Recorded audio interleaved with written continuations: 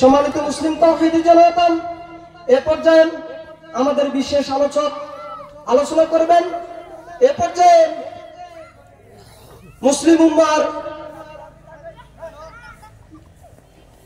উম্মার সংবিধান কোরআন কারীম থেকে আলোচনা পেশ করবেন হাফেজ মাওলানা ইমাম হুসাইন, প্রধান শিক্ষক, মিয়াবাজার আলামিন ক্যাডেট মাদ্রাসা। হুজুরের মূল্যবান বক্তব্য পেশ করার জন্য বিনীতভাবে অনুরোধ করছি।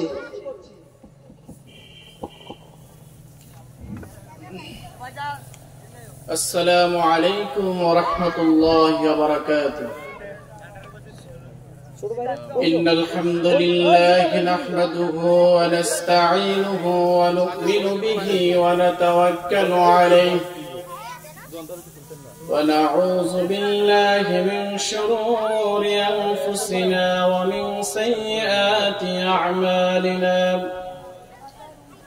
من يهده الله فلا مضل له ومن يضلل فلا هادي له. ونشهد أن لا إله إلا الله وحده لا شريك له. ونشهد أن سيدنا وحبيبنا ومولانا محمدا عبد الله ورسوله صلى الله تعالى عليه وعلى آله وأصحابه وسلم، الذي أرسله بالحق بشيرا ونذيرا وداعيا إلى الله بإذنه وسراجا وقمرا منيرا. فقد قال الله تعالى في كلامه المجيد والفرقانه الحميد: أعوذ بالله من الشيطان الرجيم. بسم الله الرحمن الرحيم. إن الله وملائكته يصلون على النبي يا أيها الذين آمنوا صلوا عليه وسلموا تسليما. صلى الله وعلى محمد صلى الله وعليه وسلم. صلى الله وعلى محمد صلى الله وعليه وسلم. لا يمكن الثناء كما كان حقه بعد أذ خدا بدرغ طيق الصام مقتصر. صلى الله وعليه وسلم. صلى الله وعليه وسلم. صلى الله على محمد صلى الله وعليه وسلم. সকলকিফুর প্রবাসী ও এলাকাবাসীর উদ্যোগে বিশাল তাফসীরুল কোরআন মাহফিলের আজকে উদ্বোধনী দিবসে আজকের মাহফিলের সম্মানিত শ্রদ্ধাভাজন সভাপতি পীরে কামেল আল হযরত মাওলানা আব্দুর রহমান দরবেশ সাহেব জুলাই, আজকে মাহফিলে প্রধান মুফাসসির হিসেবে উপস্থিত থাকবেন হযরত মাওলানা রায়হান কবির সাতক্ষীরা, খতিব টাওয়ারবাগ রয়্যাল জামে মসজিদ হাজারীবাগ ঢাকা। আরো অনেকে আলোচক হিসেবে উপস্থিত থাকবেন। উপস্থিত সম্মানিত তাওহীদি জনতা, আসসালামু আলাইকুম ওয়া রাহমাতুল্লাহি ওয়া বারাকাতুহু। আল্লাহ তাআলার দরবারে লাখ কোটি শুকর আদায় করছি যে মহান রব্বুল ইজ্জাত ওয়াল জালাল আমাদেরকে কোরআনের আলোচনা শোনার জন্য একটি জান্নাতের বাগানে সুশৃঙ্খল ভাবে সুন্দর পরিবেশে আসার এবং বসার, দ্বীনের জ্ঞান হাসিল করার জন্য তৌফিক দান করেছেন। সেজন্য মহান মালিকের দরবারে শুকরিয়া আদায় করি। সকলে পড়ি আলহামদুলিল্লাহ। দরুদ ও সালাম পেশ করছি মানবতার মুক্তির দূত রাহমাতুল লিল আলামিন, শাফিউল মুজনাবিন, সারা জাহানের নবী, আমার আপনার প্রাণ প্রিয় নবী মুহাম্মদ রাসূলুল্লাহ সাল্লাল্লাহু আলাইহি ওয়াসাল্লামের প্রতি। সম্মানিত উপস্থিতি, সম্মানিত এলাকাবাসী, সংক্ষিপ্ত সময়ে অল্প সময়ে কিছু কথা বলার জন্য চেষ্টা করব, যদি আল্লাহ তাআলা আমাকে বলার এবং আপনাদেরকে শোনার মতো তৌফিক দান করেন। সম্মানিত উপস্থিতি, আজকে এই মাহফিলে এখন পর্যন্ত যারা এসেছেন, যারা আসবেন, সকলেই আলোচক যারা আছেন তারা সকলেই দ্বীনকে বিলীন করে যাওয়ার জন্য, বিলিয়ে দেওয়ার জন্য, আর যারা আসবেন শ্রোতা হিসেবে, তালিবুল ইলম হিসেবে দ্বীনের জ্ঞান অর্জন করার জন্য, শ্রোতা হিসেবে যারা আসবেন এবং আলোচক হিসেবে যারা আসবেন, সবাই আল্লাহ তাআলার কাছে অধিক শ্রদ্ধার এবং সম্মানের। শ্রোতা হিসেবে যারা আসবেন সকলকে হাদিস শরীফের ভাষায় তালিবুল ইলম বলা হয়েছে। আর এই তালিবুল ইলমের মর্যাদা অনেক বেশি।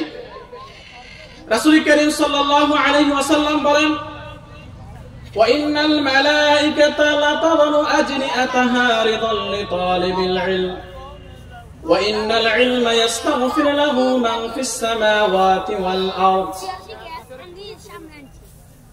যেই ব্যক্তি দ্বীনের জ্ঞান অর্জন করতে আসে তালিবুল ইলম হিসেবে,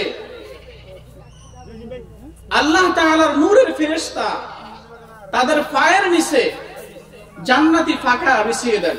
সুবহানাল্লাহ। এবং ওয়া ইন্নাল আলিমা ইস্তাগফিরু লাহু মান ফিস সামাওয়াতি ওয়াল আরদ, এবং আকাশ এবং জমিনে যা কিছু আছে এবং মহাসমুদ্রে যত কোটি কোটি মাছ আছে, ইস্তাগফিরু লাহু মান ফিস সামাওয়াতি ওয়াল আরদ, সকলে এই তালিবুল ইলম দ্বীনের জ্ঞান অর্জনকারী ছাত্রের জন্য ইস্তেগফার পাঠ করেন, ক্ষমা প্রার্থনা করেন আল্লাহ তাআলার কাছে। সুবহানাল্লাহ। এরপর রাসূল করিম সাল্লাল্লাহু আলাইহি ওয়াসাল্লাম অন্য হাদিসে বলেন, মান সালাকা তরিকান ইয়ালতামিসু ফীহি ইলমান সাখাল্লাহু লাহু তরিকান ইলাল জান্নাহ।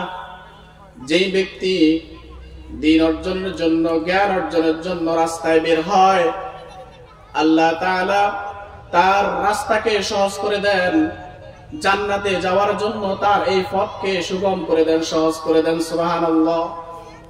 তাহলে আজকের এই মাহফিলে যারা শ্রোতা হিসেবে আসবেন সকলেই হচ্ছেন তালিবুল ইলম, আর এই তালিবুল ইলমের মর্যাদা আল্লাহর কাছে অনেক বেশি। সম্মানিত উপস্থিতি, আমরা আজকে সংক্ষিপ্ত পরিসরে কিছু আমানতের খেয়ানত সম্পর্কে কিছু আলোচনা বলার এবং শোনার জন্য চেষ্টা করব ইনশাআল্লাহ তাআলা। আমরা সাধারণভাবে মানুষের আমানত সম্পর্কে অনেক আলোচনা হয়, কিন্তু আল্লাহ তাআলারও পক্ষ থেকে আমাদের উপর কিছু আমানত রয়েছে। আমরা অজান্তে রব্বুল আলামিনের আমানতের খেয়ানত করছি না তো? আমরা সেই সম্পর্কে দুই একটা কথা শুনি। ইসলামী শরীয়তের মধ্যে 5টি জগতের কথা বলা হয়েছে। সেই 5টি জগৎ হচ্ছে, 1 নম্বর জগৎ হচ্ছে আলমে আরওয়াহ, মানে রূহের জগৎ। 2 নম্বর জগৎ আলমে আজসাদ, দ্বিতীয় নম্বর জগৎ হচ্ছে আলমে রেহেম, মানে মায়ের পেটের জগৎ। আর 3য় জগৎ হচ্ছে আলমে আজসাম, মানে দুনিয়ার জগৎ। এরপর জগৎ হচ্ছে আলমে বারজাখ, কবরের জগৎ, মৃত্যুর পরের জগৎ। এরপর হচ্ছে আলমে আখিরা, চূড়ান্ত শেষ দিবস। সম্মানিত উপস্থিতি, আমরা আলমে আরওয়াহে যখন ছিলাম, মানে রুহের জগতে আমাদের রুহটা সৃষ্টি করেছেন আল্লাহ তাআলা। দেহ তো সৃষ্টি হয়েছে আলমে আজসামে, মানে মায়ের পেটের ভিতরে, কিন্তু রূহটা সৃষ্টি করেছেন আল্লাহ সুবহানাহু ওয়া তাআলা সকলের আগে। পৃথিবীতে যত মানুষ এসেছিল এবং যত মানুষ এখন আছে এবং যত মানুষ কিয়ামত পর্যন্ত আসবে, সমস্ত মানুষের রূহগুলো আল্লাহ তাআলা আগে সৃষ্টি করে আলমে আরওয়াহের মধ্যে রেখে দিয়েছেন। এবং এই আলমে আরওয়াহের মধ্যে আপনার সমস্ত রূহগুলোকে আল্লাহ তাআলা একত্রিত করে একটি প্রশ্ন করেছেন, আলাস্তু বিরাব্বিকুম, আমি কি তোমাদের রব নই? তখন সকল রূহগুলো একসাথে এক সেন্টেন্সে বলেছেন, ক্বালু বালা, হ্যাঁ আপনি আমাদের রব। কিন্তু যখন দুনিয়াতে আসে বান্দা বান্দি, তখন এই যে আল্লাহ তাআলার কাছে আমরা স্বীকৃতি দিয়েছি, ওয়াদা করেছি যে আপনি আমাদের রব, এই ওয়াদাটা আমরা ভুলে যাই, ভুলে গিয়ে আমরা আল্লাহ তাআলার সাথে খেয়ানত করি। আলমে আরওয়াহের সাথে মায়ের পেটের জগৎ মানে আলমে রহিমের কোনো মিল নাই। আমরা মায়ের পেটে 10 মাস 10 দিন ছিলাম, ওই মায়ের পেটের জগতের সাথে দুনিয়ার জগতের কোনো মিল নাই। আবার দুনিয়ার যে জগতে আমরা বর্তমানে অবস্থান করতেছি আলমে আজসাম, এটার সাথে কবরের জগতের কোনো মিল নেই। এজন্য যখন পরকালের হিসাব নিকাশের কথা বলা হয়, কবরের শাস্তির কথা বলা হয়, পুরস্কার তিরস্কারের কথা বলা হয়, অনন্ত অসীমকালের কথা বলা হয়, চিরস্থায়ী জান্নাতের কথা বলা হয়, জাহান্নামের কথা বলা হয়, তখন আমরা আসলে যাদের ঈমান দুর্বল তারা বুঝতে পারে না যে কেমনে কি। তো বুঝতে হবে একটা জগতের সাথে আরেকটা জগতের কোনো মিল নেই। এরপরে আলমে বারজাখের পরে মানুষ উঠবে আলমে আরওয়াহে। সম্মানিত উপস্থিতি, এই বর্তমান পৃথিবীতে প্রায় 800 কোটির মতো মানুষ রয়েছে। এই 800 কোটির মধ্যে মাত্র 250 কোটির মতো মানুষ মুসলমান। তাহলে যে বাকি মানুষগুলো বিজাতি বিধর্মী, তারা কেউ আল্লাহকে স্বীকার করে না। তাহলে অথচ কিন্তু রূহের জগতে বলেছেন ক্বালু বালা, হ্যাঁ আপনি আমাদের রব। আর মুসলমান যে 250 কোটি, এই 250 কোটির মধ্যেও সমস্ত মুসলমান কিন্তু আল্লাহ তাআলা সমস্ত হুকুম আহকামগুলো সঠিকভাবে আদায় করে না। আপনাদের গ্রামের দিকে তাকান, আপনাদের গ্রামে যত মুসলমান আছে সমস্ত মুসলমান কিন্তু 5 ওয়াক্ত সালাত আদায় করে না, অথচ সে দাবি করে সে কিন্তু মুসলমান। তাহলে আমরা আল্লাহ তাআলার কাছে ওয়াদা করে এসেছি যে আমরা সকলেই আপনার বান্দা, আপনি আমাদের রব। কিন্তু আমরা দুনিয়া দেশে আমরা সবকিছু ভুলে গিয়ে নাস্তিক মার্কা কথা আমরা বলি। অনেকে বলে যে দেয়ার ইজ নো গড, যে সৃষ্টিকর্তা বলতে কোনো কিছুই নাই, নাউজুবিল্লাহ বলে। তাহলে তারা কি আমানতের খেয়ানত করে নাই? অবশ্যই আমানতের খেয়ানত করেছে। অথচ তারা বলেছে যে অবশ্যই আপনি আমাদের রব। সম্মানিত উপস্থিতি, আল্লাহ রাব্বুল আলামিন সূরা নিসার 58 নম্বর আয়াতে বলতেছেন, ইন্নাল্লাহা ইয়া'মুরুকুম আন তু'আদ্দুল আমানাতি ইলা আহলিহা ওয়া ইযা হাকামতুম বাইনান নাসি আন তাহকুমু বিল 'আদল ইন্নাল্লাহা নি'মা ইয়া'ইযুকুম বিহি ইন্নাল্লাহা কানা সামিআন বাসীরা। আল্লাহ তাআলা বলেন, হে মুসলমানগণ, আল্লাহ তোমাদের যাবতীয় আমানত তার হকদারের হাতে ফেরত দেওয়ার নির্দেশ দিচ্ছেন, মুসলমানদেরকে বলতেছেন। আর লোকদের মধ্যে ফয়সালা করার সময় আদল ন্যায় নীতি সহকারে ফয়সালা করবা। দুইটা বিষয় এই আয়াতে। একটা হচ্ছে লোকদের আমানত তাদের কাছে যথাসময় যথাযথভাবে ফিরিয়ে দেওয়া, আর যখন বিচার ফয়সালা করবা, দুইজনের মধ্যে যখন ফয়সালা করবা, বিচার করবা, তখন ন্যায় নীতি আদল সহকারে তোমরা বিচার ফয়সালা করবা। সম্মানিত উপস্থিতি, এখানে যদিও মানুষের আমানতের কথা বলেছে ব্যাখ্যায় বিশ্লেষণে তাফহিমুল কোরআন এবং তাফসীর ইবনে কাসিরে এর ব্যাখ্যায় সুন্দরভাবে বলেছেন যে এখানে শুধুমাত্র মানুষের হকের কথা বলা হয় না, এখানে আল্লাহ তাআলার হকের কথা আল্লাহ তাআলা বলেছেন। এরকম কয়েকটা হক নিয়ে আমি আপনাদের কাছে উপস্থাপন করব, যতটুকু বলতে পারি, যতটুকু সময় কুলায়। এক নম্বর হচ্ছে আল আমানাতু ফিল ইবাদা, ইবাদতের ক্ষেত্রে আমানত। ইবাদতের ক্ষেত্রে আমানত। এই যে আমরা ইবাদত করি, ইবাদত মানে কি? দাসত্ব করা, আল্লাহ তাআলার হুকুম আহকাম পালন করা।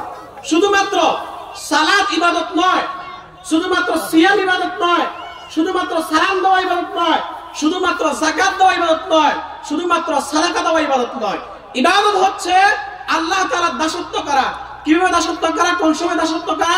জীবনের প্রত্যেকটা ক্ষেত্রে, প্রত্যেকটা সেক্টরে, নিজের ব্যক্তিগত জীবনে, নিজের পারিবারিক জীবনে, নিজের সামাজিক জীবনে, নিজের রাষ্ট্রীয় জীবনে, সব জায়গায় আল্লাহ তাআলার হুকুম মাফিক চলাই হচ্ছে ইবাদত।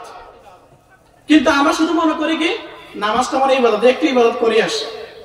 মসজিদে আল্লাহর আইন চলে, কিন্তু যখন মসজিদ থেকে বের হয়, যখন ইসলামী সমাজ ব্যবস্থার কথা বলা হয়, ইসলামী রাষ্ট্র ব্যবস্থার কথা বলা হয়, তখন বলে যে না, এটা আমার মন মতো হবে, এটা সমাজতান্ত্রিক মতবাদের মতো হবে, এটা লেনিন কার্ল মার্কসের মতো হবে।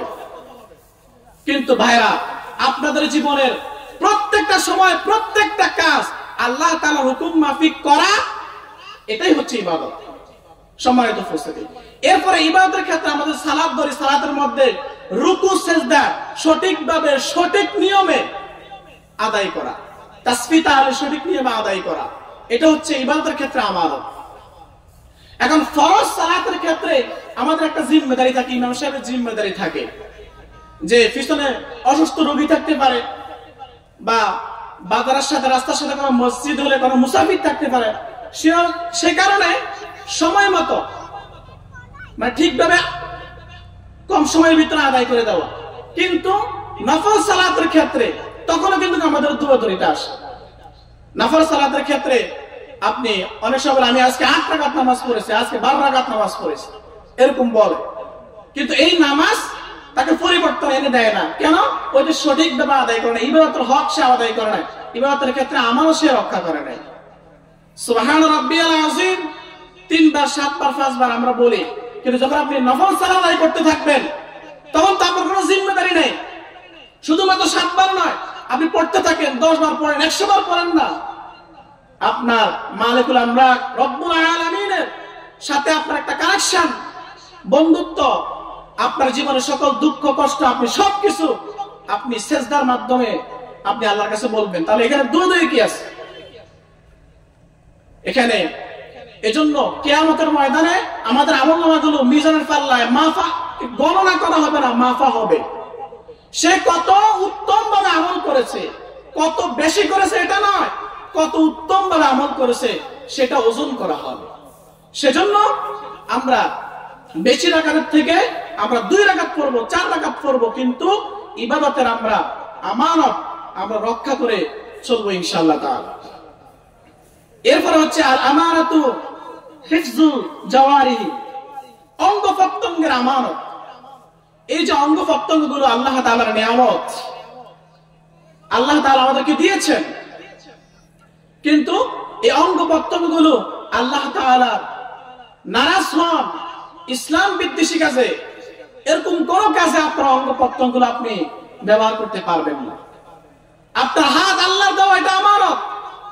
আমরা যখন দুনিয়াতে আসছি, আমরা কখনো আল্লাহ তাআলার কাছে প্রিয়শন করি নাই, দরখাস্ত করি নাই যে আল্লাহ আমাকে তুমি অমুক বংশে, অমুক গোত্রে, অমুক সম্ভ্রান্ত পরিবারে আমাকে পাঠাও, আমাকে সুন্দর করে পাঠাও, আমাকে একটু লম্বা করে পাঠাও। এরকম কোন অ্যাপ্লিকেশন বা দরখাস্ত আমরা আল্লাহর কাছে করেছি? করি নাই। আল্লাহ তাআলা আমাকে সুন্দরভাবে সৃষ্টি করে আমাকে এই দুনিয়াতে প্রেরণ করেছেন। তাহলে এই দেহের মালিক আমি না আল্লাহ? এই দেহের মালিক আল্লাহ। আল্লাহ তাআলা নারাজ হন এরকম কোন কাজে, হারাম কাজে হাত দেওয়া যাবে না, এটা হাতের আমানত। চোখ দিয়ে এমন জিনিস দেখা যাবে না যেটা হারাম, এটা চোখের আমানত। পা দিয়ে হেঁটে হেঁটে পা পা করে এমন জায়গায় যাওয়া যাবে না যেটা পায়ের আমানতের খেয়ানত হয়।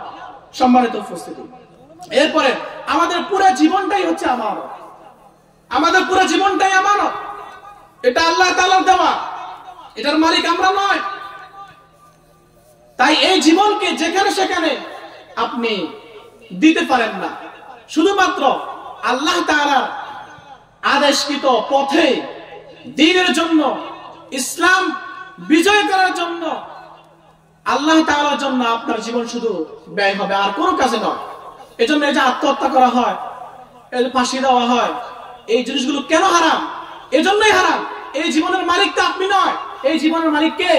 আল্লাহ তাআলা। এটা আপনাকে দেওয়া হয়েছে শুধুমাত্র নেয়ামত স্বরূপ। এই জীবন হিসাবে আল্লাহ তাআলা আপনার কাছ থেকে নেবেন। সম্মানিত উপস্থিতি, এরপরে হচ্ছে কিছু জমা রাখা। যখন এখানে মানুষের ক্ষেত্রে আসেন, যেমন আপনার কাছে কেউ কোনো গচ্ছিত সম্পদ জমা রাখছেন, এখানে আপনি আমানতের ভারসাম্য রক্ষা করতে হবে। যদি আপনি আমানতটা যথাসময়ে, যে ব্যক্তি আমানতের মালিক তাকে সঠিক সময় না দিতে পারেন, এটা খেয়াল করে ফেলেন, তাহলে আপনি মুনাফিক হয়ে যাবেন। আয়াতুল মুনাফিকিনা সালাসাতুন, মুনাফিকের আলামত হচ্ছে 3টি। ইজা হাদাসা কাযাবা, ওয়া ইজা আহাদা আখলাফা, ওয়া ইজা তুমিনা খান। যে মুনাফিক কথায় কথায় মিথ্যা কথা বলে, ওয়াদা করলে বরখেলাফ করে, আর আমানত রাখলে সে খেয়ানত করে, আমানতের খেয়ানত করে। এটা মুনাফিকের একটা আলামত। এজন্য যখন আপনার কাছে অনেক সময় এই যে ভাতিজার সম্পদ কাকার কাছে, ওই যে ভাই মারা গেছে সম্পদ তার কাছে আমানত হিসেবে আছে, ভাতিজা বড় হলে দিবে, কিন্তু এতিমের সম্পদটা কি করে দেয়? মেরে দেয়। এরপরে 10,000 টাকা, 1 লাখ টাকা আপনার কাছে জমা রাখছেন 6 মাসের জন্য, 6 মাস পরে আপনার কাছে পাওয়া যায় না, বলে সাক্ষী কে, প্রমাণ কে? এরকম আছে না নাই? আছে। সম্মানিত উপস্থিতি, এজন্য আমানতের খেয়ানত করা যাবে না। এরপর হচ্ছে ক্রয় বিক্রয়ের ক্ষেত্রে আমানত, এটা সবচেয়ে বেশি হয়। ক্রয় বিক্রয়ের ক্ষেত্রে আমানত, যারা বিক্রেতা আছে তারা বলে যে হারাম একটা লাভ করি নাই, বলে কি বলে না? একদিন আমি একজন জিজ্ঞেস করছি, আপনি যে বলছেন যে হারাম 1 টাকা লাভ করেন না, এটা মিথ্যা কথা হয়েছে না? কয় না, মিথ্যা কথা হয় না, আমি তো 1 টাকা লাভ করে নাই, লাভ করছি আরো বেশি। কত বড় ধোঁকাবাজি! এরপরে শাড়ির দোকানে গেলেন, একটা খারাপ শাড়ি, নষ্ট শাড়ি বা একটা জামার দোকানে গেলেন, এটা ভালো বলে আপনাকে চালাই দিল। আপনি যে পণ্যটা কিনছেন বলছে 100% খাঁটি, এর সাথে ভেজাল মিশিয়ে চালাই দিল। এটা হচ্ছে বিক্রয়ের ক্ষেত্রে আমানত। এরপর হচ্ছে যিনি ক্রয় করবেন তারও আমানত আছে। সে কি করেন? অনেক সময় আমরা জাল টাকা, 12 টাকার ভিতরে আমরা জাল টাকাগুলো কি করে দিই? ঢুকাই দিই। এরপর এমন কিছু নোট আছে যেটা নষ্ট নোট, খারাপ নোট, এটা কিন্তু দোকানদার দেখলে চলবে না, নেবে না এটা, কিন্তু আমরা কি করছি? টাকার ভিতরে ঢুকাই দাও, টাকার ভিতরে ঢুকাই দাও, দেখবে না। তাহলে আপনি ধোঁকাবাজি করছেন। আমি এই কাজ করি না, বুকে হাত দিয়ে বলতে পারি। একটা নরমাল নোট দেখলে আমি দোকানদারকে দেখেন এটা চলবে কিনা, চললে নেন, না হলে আমি অন্য নোট দিচ্ছি। তাহলে ক্রয় বিক্রয়ের ক্ষেত্রে কি আছে? আমানত আছে। সম্মানিত উপস্থিতি, এরপর হচ্ছে আপনার কেউ আপনার কাছে একটা গোপন কথা বলছে যে ভাই আসলে কষ্টের থেকে কথাটা বলছে, সাইন কারোর কাছে বললেন না, এরকম বলে কিনা? আমার কাছে গোপন কথা রাখে কিনা? রাখে, কিন্তু আমরা এটা রক্ষা করতে পারি না। আমরা তো সুযোগ একটা পাইছি, তাড়াতাড়ি করে যে আরেকজনের কাছে বলেছে শুনছুনি একটা ঘটনা, কি এমনি এমনি ঘটনা, অমুকে তো এই কাজটা করছে। অথচ বলার সময় বলছে যে ভাই কথাটা গোপন রাখিও। বিশেষ করে এই কাজটা মহিলারা বেশি করে ফেলে, মহিলারা কথা রাখতে পারে না। ওই যে চুলের মধ্যে উকুন বাঁচতে বাঁচতে বলে জাল একটা ঘটনা শুনছুনি, কি? আমার কিন্তু বলছে যে বলিয়েন না, কারো কাছে বলিয়েন না। এবারে জালেরও একটু আগ্রহ হয়েছে, কি কথা একটু বলেন না, না না মাগো আমার বলছে না, বলেন না। ঠিক আছে, কইতে পারে আপনি যদি কথাটা না ভাঙেন, কথা কিন্তু কেমনে বলে, ঠিক না? চুলের মধ্যে উকুন বাঁচতেছে, এখন বলেছে এই এই ঘটনা, আপনি কি বলেন? হ্যাঁ এই ঘটনা ঘটছে। এবার এই ব্যক্তি, এই মহিলা আরেকজনের কাছে গিয়ে যখন ওই যে কোনো কিছু তার জন্য গেছে বা কোনো কাজে গেছে, এবার বলছে একটা ঘটনা শুনছি, কি? না না না আমার কেউ কথা করে সেটা বলা হয়তো না। এবার ওই একই নিয়মে ঠিক আছে বলতে পারে, কিন্তু কথা সাইন ভাঙিয়েন না। এরকম করতে করতে 1 ঘন্টা আগে একটা কথা প্রকাশ হয়েছে, বিকেল বেলা দেখবেন যে এই গ্রাম থেকে পুরো গ্রাম কথাটাও ঠিক আছে। সম্মানিত উপস্থিতি, আমানতের ক্ষেত্রে গোপন কথার আমানত, এটা যদি আপনি রক্ষা না করেন, আপনি খেয়ানত করলেন। এজন্য নিজের দুঃখ কষ্টগুলো একমাত্র আল্লাহ তাআলার কাছে বলবেন। নিজের গোপন কথা যতক্ষণ পর্যন্ত নিজের কাছে গচ্ছিত রাখবেন, সংরক্ষণ করে রাখবেন, ততক্ষণ আপনি নিরাপদ। যখন বন্ধু ভেবে, বান্ধবী ভেবে কারো কাছে বলে ফেলবেন, তখন আপনি রিস্ক যুক্ত আছেন, যে কোনো মুহূর্তে এই কথা দিয়ে আপনাকে ঘায়েল করার চেষ্টা করবে। সম্মানিত উপস্থিতি, এজন্য গোপন কথা আমরা রক্ষা করার জন্য চেষ্টা করবো ইনশাআল্লাহ তাআলা। এরপর হচ্ছে কর্মের ক্ষেত্রে আমানত, এটা হচ্ছে অত্যন্ত গুরুত্বপূর্ণ বিষয়, যে আমরা সকলেই কেউ কিছু না কিছু কর্ম করে থাকি, সকলেই কিন্তু আমরা কর্মী, সকলে আমরা কাজ করি। কেউ অফিসে চাকরি করে, কেউ ইমামতি করে, কেউ দিনমজুর, সকলে কিন্তু কাজ করে একে অন্যের অধীনে। কিন্তু যখন মালিক সামনে থাকে কিংবা যখন ম্যানেজার সামনে থাকে তখন আমাদের কাজের ধরন হয় একরকম, যখন ম্যানেজার থাকে না, যখন মালিক থাকে না, তখন আমাদের কাজের ধরন আরেক রকম হয়ে যায়, ঠিক কিনা?